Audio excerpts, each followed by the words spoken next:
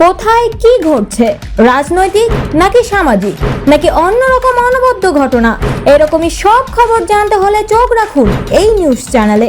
এখন 1 থেকে 10 জেলার খবর হাতের মধ্যেই পেয়ে যাবেন আমাদের চ্যানেল নিউজ 24x7 টিভি। মুহূর্তের খবর হাতের মুঠোয়। বারোবিশায় তৃণমূল কংগ্রেসের সাংগঠনিক বৈঠক। লোকসভা ভোটকে নজরে রেখে বৃহস্পতিবার কুমারগ্রাম ব্লকের বারোবিশায় সাংগঠনিক বৈঠক করলেন তৃণমূল কংগ্রেস। বৈঠকে উপস্থিত ছিলেন তৃণমূল কংগ্রেসের আলিপুরদুয়ার জেলা সভাপতি তথা রাজ্যসভার সাংসদ প্রকাশ চিকবরাইক, দলের জেলা চেয়ারম্যান গঙ্গাপ্রসাদ শর্মা, আলিপুরদুয়ার জেলা পরিষদের সভাধিপতি স্নিগ্ধা শৈব সহ অন্যান্যরা।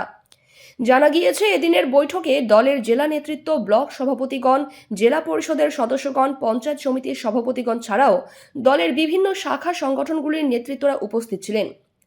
লোকসভা ভোটকে লক্ষ্য রেখে বৈঠকে সাংগঠনিক বিভিন্ন বিষয়ে আলোচনা করা হয়। আগামী দিনের কর্মসূচি নিয়েও আলোচনা করেন নেতৃত্বরা। আলিপুরদুয়ার থেকে DRI report, news 24x7 TV. মুহূর্তের খবর হাতের মুঠোয়। আমাদের এটা কোনো সভা ছিল না, আমাদের এটা একটা সাংগঠনিক বৈঠক ছিল।